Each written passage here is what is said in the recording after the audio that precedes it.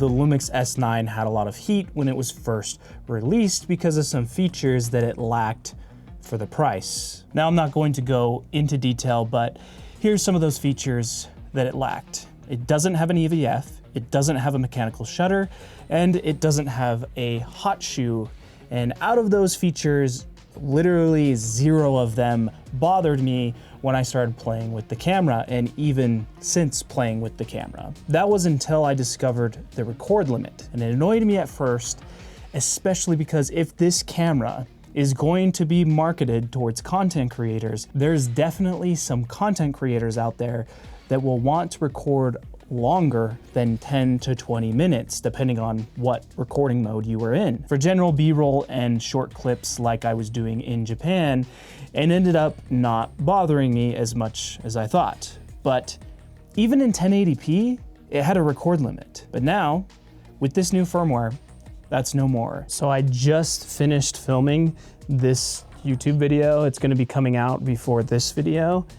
And I filmed it on the S9. So let's see how long it's been recording for and if we got any overheating warnings or anything. We have been recording for 19 minutes. No overheat warning. I am filming in the MP4 Lite option. So I left the camera recording after I finished recording that video just to see how long I could go in the MP4 Lite version. And the overheat, or it's still recording right now actually at 44 minutes.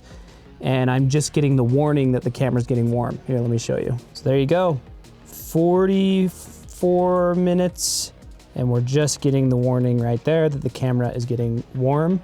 And when I do actually touch it, it's warm. Probably wouldn't like burn me or anything like that. But yeah, keep in mind too that it's probably like 70 degrees Fahrenheit, maybe 75-ish in my basement. So in a well-controlled environment, this is about the time limit you can expect in MP4 Lite. Now, on top of this, the S9 has a bunch of new features we need to cover. Also, some new features added to the S5 II, S5 IIX, and G9 Mark II, and LUMIX released this new 18 to 40 millimeter pancake zoom, we'll call it. And then we'll address the elephant in the room, because I know what you LUMIX enthusiasts are thinking in the comments. I don't think we have time to even tell you who I am, besides I'm your video tour guide, so let's go. So let's dive a little bit deeper into the recording limits on the S9. Keep in mind these tests are in well temperature controlled environments, and I likely will not use this camera in the bright hot sun for any talking heads because it's just going to overheat. In Japan, it never overheated with the record limits while I was shooting B-roll, so just keep that in mind as you look at these tests. Right now I'm recording in 6K open gate, and it's been going for 45 minutes. The battery is about to die. I didn't start it when the battery was full because, to be honest, I thought it would, show at least a warning sign that it's going to overheat, but it hasn't yet at 45 minutes, so yeah, I'm gonna put in a new battery and record at 1080p. So in 1080, it's been going for an hour and 31 minutes, and there's still no overheating warning at all. All right, next addition to the S9 is the autofocus settings from the GH7. Basically the ability to detect trains and airplanes, and even the ability in car, motorcycle, train, and airplane modes to select the focus point on the front of the object or the entire object. It's a nice little addition, but let me tell you about one that's completely new, and that's the ability to turn on multiple frame markers, up to 3 to be exact. This I'm very excited about as well, because I would like to turn on the 16:9 and the 9:16 frames so I can get an idea how my scene will look for both formats. LUMIX kind of went the extra mile though, not only adding the option for a third frame, but the ability to mask the areas that are not in the frames with black or like a transparent black.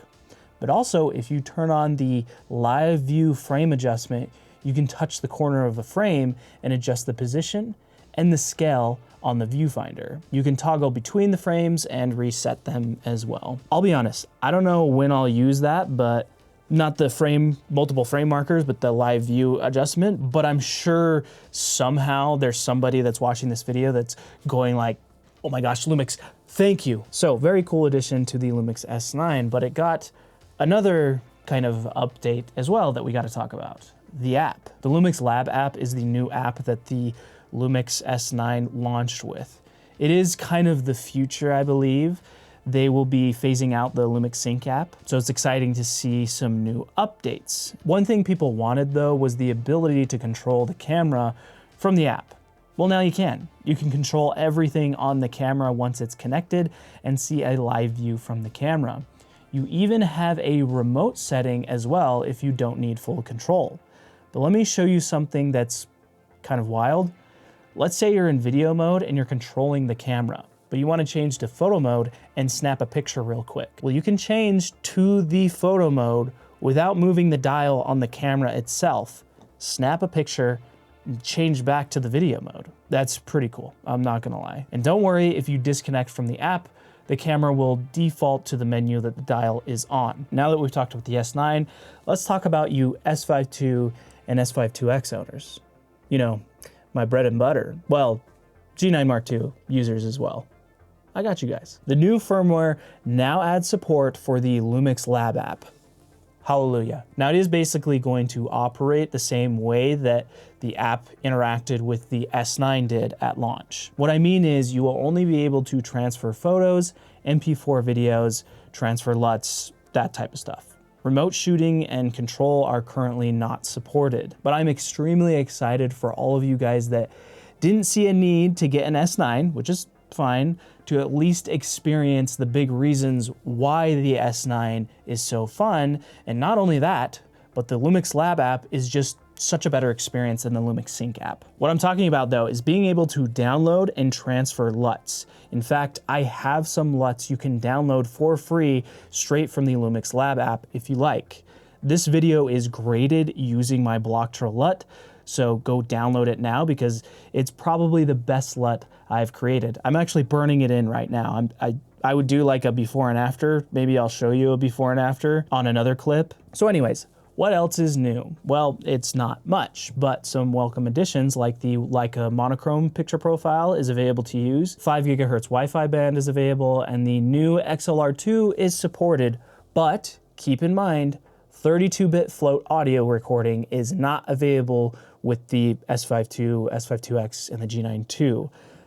I'm fairly certain that's a hardware thing, so I don't think it will come to the S5 II, S5 IIX, and G9 Mark II, but I could be wrong. I have no idea. So just making guesses. Let's move on to this tiny little lens, the new 18-40 f4.5 to 6.3. Now I am going to be making a full video on this, probably a shorter one. I just want to tell you guys that it's a great lens to pair with any LUMIX camera, especially the S9 and the hybrid zoom feature. You're effectively getting a 18 to 120 millimeter zoom lens in photo mode if you pair it with the S9 and hybrid zoom. So that's really cool. It's extremely light at 155 grams, 62 millimeter threads on the front, and you will have to extend it right here in order for it to become operational, which is one major thing I want to talk about in my video. But let's finish this video off with the elephant in the room for those who are watching this video at release or soon at release. I won't lie, I thought this announcement was going to be a new S-series camera, like probably many of you thought as well. When LUMIX reached out, I was like, here we go.